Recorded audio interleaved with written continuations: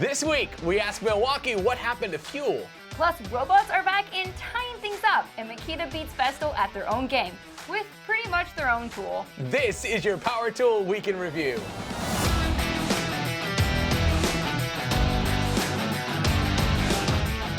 Today's episode is brought to you by Ohio Power Tool, Pro Tools, Pro Service at the best prices at ohiopowertool.com. And Skill, the tools to do the job, the technology to do it better. Welcome back, Power Tool fans. I'm Rob. And I'm Sarah, and today we've got several tool stories for you, starting with an in-depth head-to-head from Jonathan Katz-Moses, who compares the suspiciously similar Festool and Makita track saws. This is the 36-volt Festool TSC 55 cordless track saw, and that is another Festool track saw with a Makita sticker on it. Oh, wait, no, that's the Makita 36-volt LXT track saw. It just looks like the Festool with a Makita sticker, because as Jonathan finds out, it kind of is. The specs, the ergonomics, and even performance are almost identical. We've heard nothing but extremely positive reviews of these saws in the past, so it's not surprising that they both do well. But in the end, the Makita is still over $200 less, something Jonathan can't seem to get over. For the full review, head over to Jonathan Katz-Moses. Rob Robillard over at Toolbox Buzz has been using a DeWalt 12-volt screwdriver for 10 years and just today decided to share it with us. This is the DeWalt DCF610, a 12-volt quarter-inch screwdriver, and actually Rob reviewed it 10 years ago, and at the time, his focus was on the insane size-to-power ratio. It's tiny, but it's designed for pros. That small size means it fits into really small spaces, but always had the power to get the job done. In its heyday, it could drive 207 2.5-inch cabinet screws on that tiny 12-volt battery. These types of look-back reviews are super useful. Clearly, this was a great drill with a ton of unique innovations that were so good, they're now found across several other brands, like that fancy grip and the 3 LEDs. The only tragedy? You can't buy one anymore. Unless maybe Rob will sell you his. You can ask him over at Toolbox Buzz. It's still early in 2021, but Clint from Tool Review Zone has already declared a Ryobi to be the best cordless lawnmower of 2021, and he didn't even need to use it.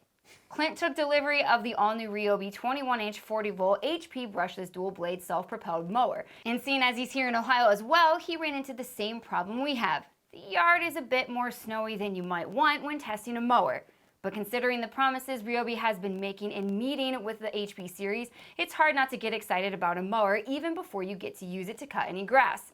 For now, he walks you through all of the features, including a clever battery swapping key, huge 10-inch powered wheels in the back, a one-touch folding handle, and a super simple variable speed paddle. And we have to admit, it sure looks nice, and we're clearly looking forward to his full test when the snow melts. For now, if you want to window shop while dreaming of warm weather and green grass, head over to Tool Review Zone. All right, guys, it's time for some tool talk. Last week, we talked about the power tools that you didn't know your favorite brands made. Matthew Squillante, man, that name's magnificent. Squillante. I don't care if we're saying it right, just say it awesome. Squillante. Anyways, Maddie reminded us that Makita makes a freaking electric wheelbarrow, and Sean Catlett suggested a tool from a brand I'm not familiar with, Norbar. But boy, was that a rabbit hole of fun. His suggestion of a Norbar programmable pneumatic precision impact wrench led me to this monster. Go look it up yourself. Now, earlier this week, Milwaukee finally announced the arrival of the long-awaited M12 23-gauge pin nailer. While we expect it to start shipping this month, you can finally pre-order it to make sure you get one first. In the comments, there were an unusual number of people complaining that the new nailer wasn't a fuel version. So I decided to reach out to Milwaukee to ask them about it. If you're not familiar with fuel, it consists of 3 technologies: red lithium batteries, power state brushless motors, and RedLink, which is the technology that talks between the two. As I suspected, when Milwaukee makes a tool, they don't aim to make a tool as powerful or as fast as possible. They aim to make it just slightly more powerful and slightly faster than a pro needs. That's how they keep expectations high while keeping prices low, relatively speaking. In this case, the M12 23-gauge pin nailer didn't need the boost of a brushless motor, specifically because it's powered by a nitrogen air spring mechanism, and the reality is this nailer will easily drive up to 1 3/8-inch pin nails, which is what most of us need, so why add fuel and the extra cost? So for this week's Tool Talk, let me know in the comments below, is that answer good enough for you? Will you buy the non-fuel and get the job done, or stick with what you have and wait for a fuel version that may never come? I'll be ready to chat with you in the comments after the show. It's time for construction industry news, courtesy of the Construction Junkie.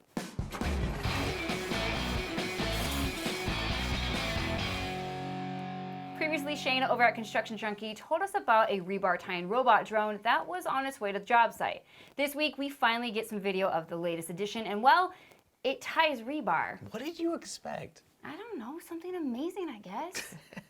This is the SkyTie P3 from SkyMule. That's M-U-L, not M-A-L-L.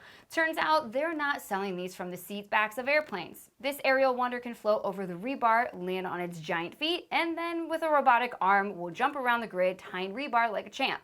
This solution is quicker to set up and launch than the heavier ground-based solutions, and on the weekends, it can make some side cash delivering from Amazon. Probably. I don't know. So if you're currently finding joy tying rebar, you should start searching for a new way to break your back.